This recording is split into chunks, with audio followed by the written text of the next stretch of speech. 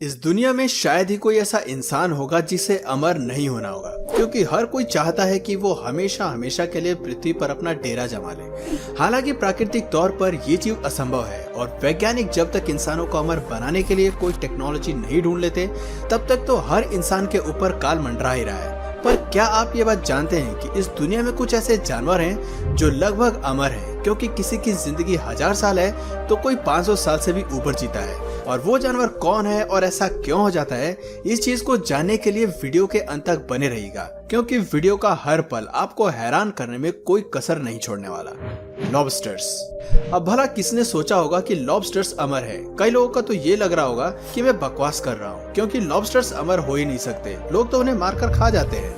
अब मैं आपको बता दूं कि इनके अमर होने का ये मतलब नहीं है कि कोई इन्हें मार ही नहीं सकता है। इनके अमर होने का मतलब है कि अगर इन्हें मारा न जाए तो ये कभी नहीं मरते हैं, या यूं कहें बहुत बहुत बहुत लंबे साल तक जीते हैं। जी हाँ, क्योंकि जिस तरह उम्र के साथ इंसान का शरीर कमजोर होने लगता है, उसका ठीक उल्टा इनके साथ भी ऐसा होता है और ये उम्र के साथ और ज्यादा बड़े होते चले जाते हैं। इसी वजह से तो अगर किसी कारण इनके लिम्ब इनके शरीर से अलग हो जाते हैं तो ये उन्हें भी रीजनरेट करने की हिम्मत रखते हैं और सबसे ज्यादा स्ट्रॉन्ग अमेरिकन लॉबस्टर्स होते हैं। तभी तो 2009 में एक फिशरमैन ने बड़े से 19 पाउंड के लॉबस्टर को पकड़ा जिसकी उम्र 140 साल की थी। और ये अब तक का पाया जाने वाला सबसे पुराना लॉबस्टर्स नहीं है, क्योंकि 1997 में लोगों ने 44 पाउंड के जायंट लॉबस्टर को ढूंढा था। अब आप अंदाजा लगा लीजिए कि अमेरिकन लॉबस्टर्स को अगर मारा न जाए तो ये कितने दिनों तक जिंदा रह सकते हैं, क्योंकि इनका लाइफ स्पैन बिल्कुल भी परमानेंट नहीं होता। Ming the clam.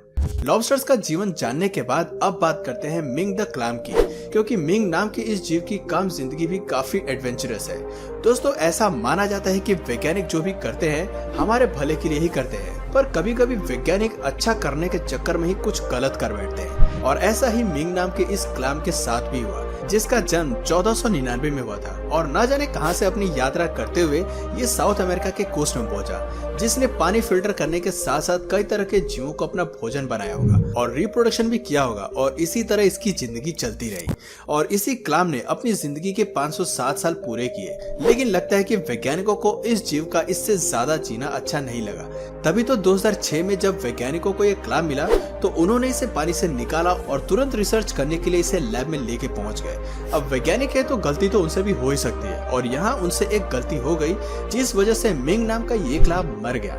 मुझे पता है कि ये काफी दुखद कहानी है, लेकिन वैज्ञानिकों का कहना है कि मिंग के शेल को अगर ना खोला जाता तो ये हमेशा हमेशा के लिए जीवित रहता, जिससे इस बात का अंदाजा लगाया जा सकता है कि इस तरह न जाने कितने क्लैम पानी में होंगे जो सैकड़ों सालों से जीवित होंगे और न जाने कितने सालों तक इस तरह जीवित रहेंगे। Immortal jellyfish.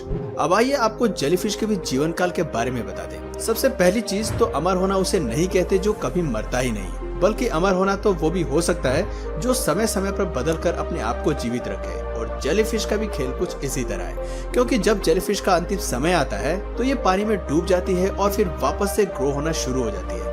धीरे धीरे इसकी ग्रोथ बढ़ती है और फिर वापस से ये जेलीफिश का रूप ले लेती है। इसी तरह ये पूरी साइकिल चलती है और जेलीफिश की जिंदगी भी ऐसे ही चलती जाती है। इन्हें मारने का सिर्फ और सिर्फ एक ही तरीका है, वो है इन्हें कोई अपना भोजन बना ले, वरना ये सिर्फ ना खुद दोबारा ग्रो होती हैं बल्कि अपने साथ साथ कई और जेलीफिश को भी जन्म देती है। टार्डीग्रेड्स। अगर आप पहली बार इसके बारे में सुन रहे हैं तो हो सकता है आपको ये किसी दूसरी दुनिया के जीव लगे। अब इन्हें दूसरी दुनिया का तो हम बोल नहीं सकते, लेकिन हाँ, हम इतना जरूर बोल सकते हैं कि ये माइक्रोस्कोपिक क्रिएचर वाकई में गजब के हैं, जो बिना खाए पिए करीब 30 सालों तक जिंदा रह सकते हैं। यहाँ तक कि आप इन्हें झुलसा देने वाली गर्मी में रखें या फिर शरीर को जमा देने वाली ठंड में, ये दोनों तरह के वेदर कंडीशन में आराम से रह सकते हैं। इन्हें सूरज की रेडिएशन से भी कोई फर्क नहीं पड़ता। इसी वजह से ये दुनिया के हर एक कोने में पाए जाते हैं, बस इन्हें ढूंढने की देरी है। और अगर इन्हें कोई सिचुएशन सही नहीं लगती तो ये अपने मेटाबॉलिज्म को रोक देते हैं और कंफर्टेबल सिचुएशन होने तक का इंतजार करते हैं। अब इंतजार कितना लंबा हो, इस बात से इन्हें कोई फर्क नहीं पड़ता, फिर चाहे ज्वालामुखी फटे या फिर बर्फ के तूफान ही आ जाए। इन सारी चीजों का इन सब पर कोई असर पड़ने वाला नहीं है। हाँ, मनुष्य जरूर इस तरह के सिचुएशन में पागल हो जाएंगे, लेकिन इनकी जिंदगी जैसे चल रही है वैसे ही चलती रहेगी। इसी वजह से ये जीव अमर कहलाए जाते हैं, जिन्हें मार पाना प्रकृति के बस की बात भी नहीं है। प्लैनेरियंस। दोस्तों, प्लैनेरियंस असल में छोटे और पतले साइज के वर्म्स होते हैं, जिनमें बताने लायक तो कुछ ज्यादा नहीं है सिवाय एक चीज के, और वो ये है कि ये अपने किसी भी बॉडी पार्ट से अपने जैसे दूसरे जीव को जनरेट कर सकते हैं। जी हाँ, अगर आप इनके टुकड़े कर देंगे तो हर एक टुकड़ा एक इंडिविजुअल फॉर्म बन जाएगा। यहाँ तक कि एक छोटा सा टुकड़ा भी अपने आप में जीव बनने में सक्षम है, वो भी सिर्फ कुछ ही हफ्तों में। जहाँ बाकी जीव अपने शरीर के कुछ हिस्सों को रीजनरेट कर सकते हैं, तो वहीं ये जीव अपने शरीर के हर हिस्से से नए जीव को खड़े कर सकते हैं।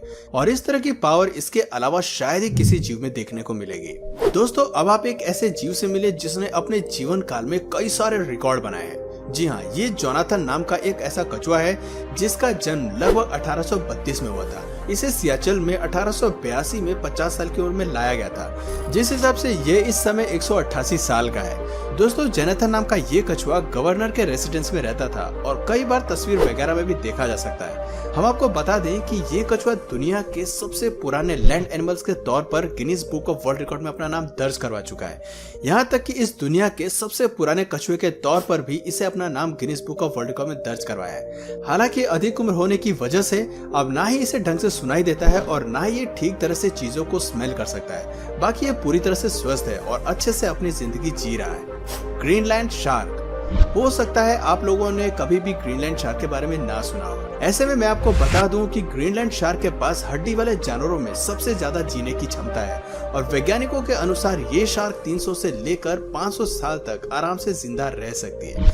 यहाँ तक कि 2019 में नॉर्थ अटलांटिक में वैज्ञानिकों ने एक ऐसी शार्क ढूंढी जिसकी उम्र 512 साल की थी। क्योंकि ग्रीनलैंड शार्क हर साल 0.39 इंच बढ़ती है और उसी के आधार पर वैज्ञानिकों ने इस बात का पता लगाया कि ये शार्क बहुत ही ज्यादा पुरानी है। हालांकि कुछ वैज्ञानिक इस तरह की कैलकुलेशन से बिल्कुल भी सहमत नहीं है, क्योंकि उनके अनुसार ये शार्क 17वीं शताब्दी में पैदा हुई थी और अगर इस हिसाब से देखा जाए तो ये आज 300 साल से भी ऊपर की बात है, यानी कि इनका लाइफ स्पैन हम इंसानों से कहीं ज्यादा है। हाइड्रा। दोस्तों, हाइड्रा एक बहुत ही छोटा सा क्रिएचर होता है जिसकी बॉडी काफी सॉफ्ट होती है और ये केवल फ्रेश वाटर में रहते हैं। दोस्तों, इन क्रिएचर्स की बॉडी ज्यादा से ज्यादा 0.39 इंच की होती है। अब आप समझ लीजिए कि ये कितने छोटे होते होंगे। ऐसे में इनके छोटे साइज की वजह से वैज्ञानिकों को इनमें शायद ही कोई रुचि होती, पर फिर उन्हें पता चला कि ये तो अमर है और तब जाकर वैज्ञानिकों ने इन पर रिसर्च करनी शुरू करी, क्योंकि शुरुआत से ही ऐसा माना जा रहा था कि ये छोटे से क्रिएचर काफी लंबे समय से जिंदा रह सकते हैं। पर इस चीज की पुष्टि 1997 तक नहीं हुई थी, परंतु इसके बाद वैज्ञानिकों ने जब 4 सालों तक लगातार रिसर्च करी तो उन्हें पता चला कि उम्र के साथ बड़े होने पर इनकी मौत नहीं होती है। यहाँ तक कि बढ़ते समय के साथ ये बूढ़े भी नहीं होते, क्योंकि रिसर्च खत्म होने तक ये उतने ही यंग थे जितने कि 4 साल पहले।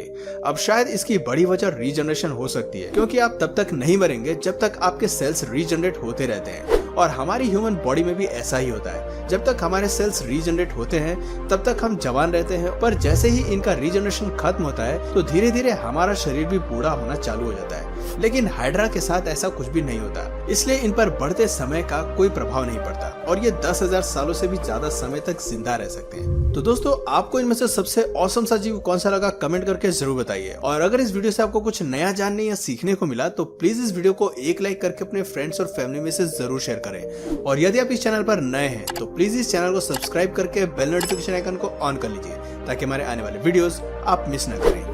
मिलते हैं फिर किसी वीडियो में नए टॉपिक के साथ। तब तक के लिए नमस्कार।